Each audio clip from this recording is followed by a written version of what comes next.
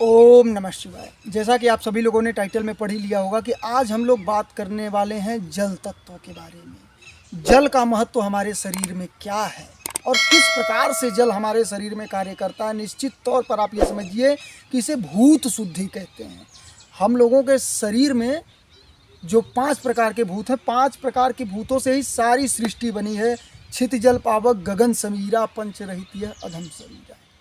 इस शरीर को बनाने की ही बात कर रहे हैं हम कि आपको यदि ये शुद्ध और सात्विक रखना है और विकास करना है आपके शरीर का, आपके शरीर में आपको बल चाहिए, तेज चाहिए, ओजस चाहिए, तो निश्चित तौर पर इसमें जल का अमूल्य योगदान है। ये शरीर बना किससे है? 72% जल है। इसमें जल का इतना योगदान है कि बिना जल के ये शरीर सूख जाएगा, कांटा हो जाएगा। और तरीके से यदि आप जल नहीं ले रहे हैं, नियम से यदि आप जल नहीं ले रहे हैं, तो निश्चित तौर पर आपको गलत अनुभव होना प्रारंभ हो जाएगा। ये समझिए कि बिल्कुल प्रारंभ हो जाएगा। क्या? एकदम मानकर चलिए कि गलत अनुभव हमेशा ही होता रहेगा। आप गलत अनुभव से छुटकारा नहीं पा सकते। आप ये समझिए, जल को पीने के तरीके पर हम बात करना चाहते हैं। और भी बातें होंगी, और भी चर्चा होंगी। आप जल को कैसे ग्रहण करें? आपने जैसे कि जल को अपने हाथ में लिया, तो जल क्या है? वैज्ञानिक रिसर्च हो चुका है कि जल को यदि हाथ में लेकर आप उसे गाली दें तो जल का आकार अलग हो जाएगा। सूक्ष्म तरीके से देखा जाए तो आकार बनाएगा जल अपना। यदि उसे प्रेम से बोला जाए तो उसका आकार अलग हो जाएगा। वैज्ञानिक इस दिशा में भी खोज कर रहे हैं कि जल से पूरी दुनिया का जो है ज्ञान लिया जा सकता है।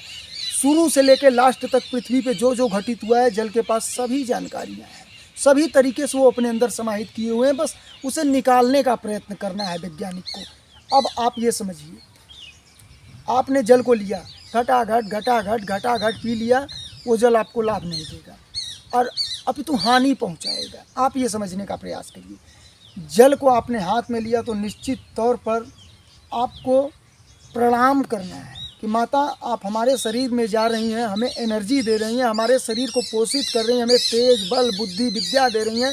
आपको सादर प्रणाम माता, सादर प्रणाम। भोजन के वक्त भी यही करना है हम लोगों को। हम लोगों का शास्त्र आदेश करता है, जल को प्रणाम करिए।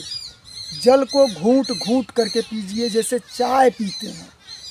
वैसे तो चाय नहीं पीना चाहिए, लेकिन जैसे चाय पीते हैं आदमी, गर्म चाय, उस हिसाब से, जैसे दूध पीते हैं आदमी, उस हिसाब से घूंट घूंट करके जल को पीजिए। जल मुंह में लेने के बाद आपको कुछ देर मुंह में रखना है। लार को मुंह में जल के साथ मिलाना है, उसके बाद उसे अंदर जाने देना है। ठीक है? घटाघट पानी नहीं पीने का सबसे बड़ा कारण। दिन में कम से कम 5 लीटर 6 लीटर पानी आप पीजिए। आपके शरीर को बहुत ही अधिक चमकीला बना देगा, सुंदर बना देगा, क्योंकि 72% जल का योगदान है मेरे प्रिय बंधुओं। आप ये समझने का प्रयास करिए। पानी आपने पी लिया, जल आपने पी लिया प्रणाम करने के बाद। अब आप दोबारा जब जल पिए तो उसमें एक अंतराल होना चाहिए। ये नहीं कि अभी 10 मिनट पहले पिए थे, फिर 20 मिनट पहले पिए थे, उसके बाद दोबारा फिर पी लिए। तो ऐसे नहीं, लगभग 1 घंटे 1.5 घंटे 2 घंटे के बाद ही जल पीजिए। और लगातार भोजन से ज़्यादा जल पर ध्यान धरिए। शरीर को स्वस्थ बनाना है तो भोजन से ज़्यादा जल पर ध्यान धरिए। और जल को जब भी लीजिए तो ये सोच कर लीजिए कि माता आप हमारे शरीर में जाएंगी तो निश्चित तौर पर हमारे शरीर को बल मिलेगा, बुद्धि मिलेगा। ये समझिए कि हमारा शरीर विकास करेगा, हमारे शरीर पर ओजस, तेज और चेहरा हमारा चमकता हुआ मिलेगा। माता आपके कारण से सादर प्रणाम करते हुए जल को ग्रहण करें। समझ रहे हैं? भोजन करने के बाद, या तो भोजन करने के पहले, भोजन करने के 45 मिनट पहले आप जल ले सकते हैं, और भोजन करने के 45 मिनट बाद आप जल ले सकते हैं। जल बीच में भी नहीं ले सकते भोजन के, और यदि ले रहे हैं तो 1 घोंट 2 घोंट से ऊपर नहीं। और भोजन करने के बाद तो जल का लेना जहर के समान है, जो कि सभी लोग कर रहे हैं। तो तेज कैसे बढ़ेगा? तेज कैसे बढ़ेगा? विषाक्तता जब प्रकट हो जाएंगी शरीर में, अंदर ऐसे ऐसे केमिकल रिलीज होने लगेंगे, तो वो हमारे अंदर तेज को कैसे प्रकट करेंगे? तेज को प्रकट करने के लिए आपको ये समझिए, भोजन करने के बाद आपको पानी का सेवन, जल का सेवन नहीं करना है। जल का सेवन कम से कम 45 मिनट से 1 घंटा बाद कर सकते हैं आप। और रात के टाइम आप जल का सेवन ना करें। जैसे ही रात हुई सूर्य देवता छिपे, ना ही तो जल का सेवन करें और ना ही भोजन का सेवन करें। परंतु भोजन का सेवन बिल्कुल नहीं करना है। आप दूध ले सकते हैं, जल एक बार ले सकते हैं थोड़ा बहुत, यदि बहुत प्यास लग गई तो, लेकिन बहुत अधिक मत लीजिए जल रात को।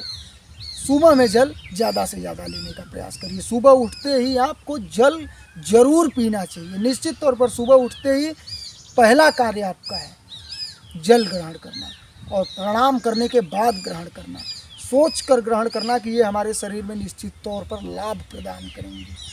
ये माता, जल माता, गंगा माता मान लीजिए, आप कुछ भी कहिए उन्हें, वो हमारे अंदर जाएंगी तो हमारे अंदर तेज का प्रकट करेंगी। सोच कर, मन यदि ये सोचेगा तो निश्चित तौर पर मन ये बताएगा अंदर जाकर कि ये जो जल आ रहा है ये शरीर को ऊर्जा देने के लिए आ रहा है, ये जल हमारे शरीर में विकास करेगा, इस हिसाब का केमिकल रिलीज करो।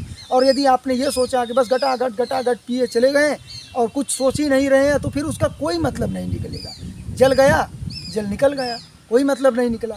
इसलिए आपको ये ध्यान धरना होगा, इन सभी नियमों का पालन करते हुए जल को ग्रहण करें। निश्चित तौर पर आपके अंदर अमूल्य बदलाव होंगे, आपके चेहरे पर चमक होगी, आपके चेहरे पर ओजस प्रकट होंगे, तेज प्रकट होंगे, आप आकर्षित दिखेंगे, निश्चित तौर पर आकर्षित दिखेंगे यदि जल का प्रयोग इस हिसाब से किया जाए। यदि वीडियो अच्छा लगा हो आपको तो आगे अग्रेसित करिए, जिससे अन्य लोगों को लाभ मिले। हम आपसे फिर मिलेंगे। ओम नमः शिवाय।